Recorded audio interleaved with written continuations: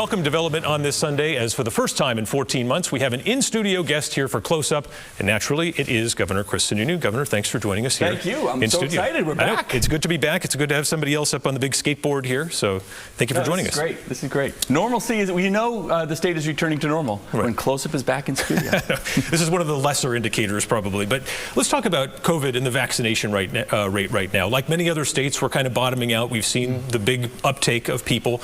Is there any sense that you want to try one different message, one different way of trying to grab people if it gets you that 1 or 2 or 3 more % that could help boost us up? Yeah, I think we're going to keep trying different messages. I think the best way to get that message through is through your doctor or your pharmacist. I think right now, if you haven't taken the vaccine right now, there's obviously some hesitation personally. And the best way to transmit that message, whether it's not just myself or Dr. Chan or Lori Shibinette, but your doctor. Your doctor who understands the pros and cons, maybe your other health issues that you might have concerned about. So we're going to make sure that they're kind of pushing that message as strong as we can. The state is really out of the business of vaccines, so to say. But of course, we're going to keep pushing it because every additional person we can get vaccinated is just another way to make sure that the health of the state is going to be there. And we don't know what's going to happen with this Delta variant. We don't know what's going to happen down the line. We're watching that very closely. So the more folks we can get vaccinated, the faster. That's just all the better. What are you expecting in terms of that fall surge? In terms of your models, how bad could it get in terms of numbers? Well, if you look at approximately 70% of the state is fully vaccinated. That leaves about 30% unvaccinated. So just if you simplify this, we're looking at about 1/3 of the surge that we potentially had last year. But then you also add in these issues of community, herd immunity, and what is that number to get to herd immunity? We've heard that as many as maybe 90% of college students, for example, are going to take the vaccine. Well, that's going to provide extra levels of protection within those communities, which is great. We look at rural areas versus higher density areas. So I don't think you're going to see just 1/3 of the surge. I think it'll be something substantially less, but there will be a fall surge. We've already hit the Delta variant. We're only a year into this, and we have 4, 5, 6, 10 different variants right now. So we're going to keep getting more variants, and I think we have to look at how the vaccine plays into that. Do we need a new vaccine to be developed in this country for additional variants? I know they're looking at that as well. So we're going to stay right on top of it and just make sure that people have access to all those tools to keep the economy open, keep everybody safe, and just keep moving forward as we have. We haven't had you on the program since February. I do want to revisit a story we were talking about a bit more in March and April. That's the outbreak at the Veterans Home in Tilton and the investigation into that. The VA sent an email to your office in December detailing some breakdowns in infection control there. But when HHS filled out its report, it didn't have that information, and eventually Commissioner Shibinette said it just never made it to her office. Why was it that email didn't make it to the people who probably needed the information the most there at HHS? You'd have to ask the feds. I mean, the feds did their review. They didn't send us any of the information. They just sent us like an email with bullets. That was the summation of their review. We never really saw a full report or anything like that. So we did our own. The HHS did their own investigation. The Veterans Home just came out a couple weeks ago with their own report. They're kind of an internal report as well. And again, if you look at the breakdown, so to say, it was really minor stuff. I mean, they were talking about, making sure that you cleaned, pictures on the wall and didn't touch certain things, and, the reuse of gowns and how that should be managed. All manageable within that process. Obviously, the outbreak was absolutely tragic. But again, we had constant communication with the Veterans Home. We had constant communication with the staff there, making sure that they had every tool that they needed. We saw outbreaks all over this country, all over the state, really. That was one of the more severe ones, and it's our veterans. So it hits folks a little harder, to be sure. But I think Commandant Lebrecht and the team there did a phenomenal job. Obviously, I was pretty upset when folks were trying to take shots at the whole situation, trying to make politics out of it. But they did a great job up there. They really did, and they deserve to be commended for it. Let's turn to the state budget. You've got a paid family medical leave program that you've been fighting for a while. You've got the state employees as the pool. You say you've got some businesses interested in joining into that at some point. But what's going to be the baseline for success? How many people do you need to sign up for this before you can say, hey, this is working? Well, it's working on day one because anyone who wants it can get it, right? So it's not about the number of people that make it a success. It's a success because anyone who wants it can pay into that system. Any employer, any individual, they don't have to. As we know, the Democrats tried to drive this home with an income tax multiple times. I kept vetoing that, and I kept trying to convince them there's always a better way to do it. There's always kind of a free market way to do it.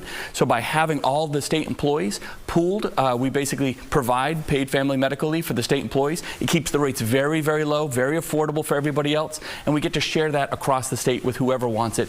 It really is a great New Hampshire way of doing it, and I've already had governors call in and say, wow, we're going to look at this model. This could be the way of the future for a lot of these other states. So if we can lead the charge and be that gold standard for everyone else, all the better. Do you have any expectations, though, in terms of numbers in year 1, year 2? I think it's going to be higher than we think. I'll put it that way. So I think that because it's an employee's market, I think a lot of employers are going to choose to pay for this to kind of attract. It's another benefit. It's the $1,000 stipend to come in, or the better health care package, or the paid family leave, or whatever it might be to really drive home another opportunity for the employees. And I think so. I think it's going to be something that employers kind of use to compete against one another, and that's just better for the citizens of the state.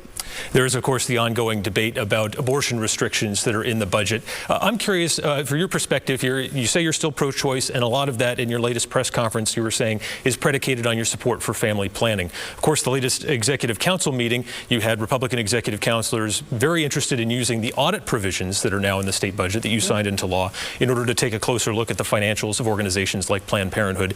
The end game is likely going to be potentially the defunding of those family planning programs. So you're there, you're listening to this stuff, you say you support family planning. Sure. Why didn't you speak up and say, hey, hold on a second, we have to keep these programs intact? Well, the discussion wasn't about not keeping the programs intact. The discussion was about audit provisions, which the state already does for healthcare facilities all across the state. We've audited hospitals and nonprofits. We do that to make sure that when we're doing contracts with somebody, that when we say we want 2 years of service, or we're going to pay for 2 years of whether it's reproductive health care or whatever it might be, that those facilities are viable long term. And we've been doing that for decades. This law simply says that Planned Parenthood as a healthcare provider has to be included as part of those audit provisions. So it's something that we've done before. It's not, the discussion wasn't about who do we shut down. The discussion was just making sure that those audits can be done in a timely manner and coincide with the contracts that are going to come. But that's likely the end game, though. What are you going to do if the council does want to defund based on what Look, I've been very supportive of those Planned Parenthood contracts for over 10 years now. I'm going to keep being supportive of them, and hopefully, again, just showing that they can certify the audits, that they're financially viable. We kind of check all those boxes, make sure that we're doing our part to ensure the viability of those programs. They've been around for years. I have a lot of confidence that the audits will come back very positive, and we can move on with the contracts. What about the women who can't afford the ultrasound now that's going to be mandated? It's all paid for. It's all paid for. Either if they don't have insurance, So if they're on Medicaid, it's paid for. Yeah. No, so you're confident this isn't going to be an extra burden that'll... No, insurance, it's already mandated that if you have private insurance that is paid for, virtually every ultrasound is deemed medically necessary at some point in a pregnancy, so therefore it's covered under Medicaid. No, that is not, I know there's a lot of misinformation around that and they try to push back. But look, if down the road, if some of this amendment wasn't my idea, right? I don't like any amendments that don't have to do with the budget going into the budget. But if there are provisions around that amendment that want to be fixed, I'm absolutely open to fixing them. Let's look at whether it's the ultrasound provision or some of the financial issues that surround it, some of the stipulations or the waivers around whether that procedure can be performed. If there are concerns about that, absolutely. We've already heard some of them. I would challenge and work with the legislature to say, let's fix it. Like, we always get a second bite at the apple here in New Hampshire, which is the good news. So there's always a way to make it better. You say you're still pro-choice. What do you think of this effort from the U.S. Catholic bishops saying they're going to deny communion to pro-choice public officials? I think that's silly. I think it's absolutely silly. I've heard that before. I don't agree with it at all. It's their choice, but I think it's getting a little political, if you will. And so I would just say I'm not a big fan of that. I guess that's their organization. It's their choice to make that decision. But I don't think it's appropriate, and I think it just spurs up more fire around the issue. There are wildly different opinions on how the anti-discrimination language / divisive concept stuff is going to work in practice, in real life, now that it's in the budget or in the law.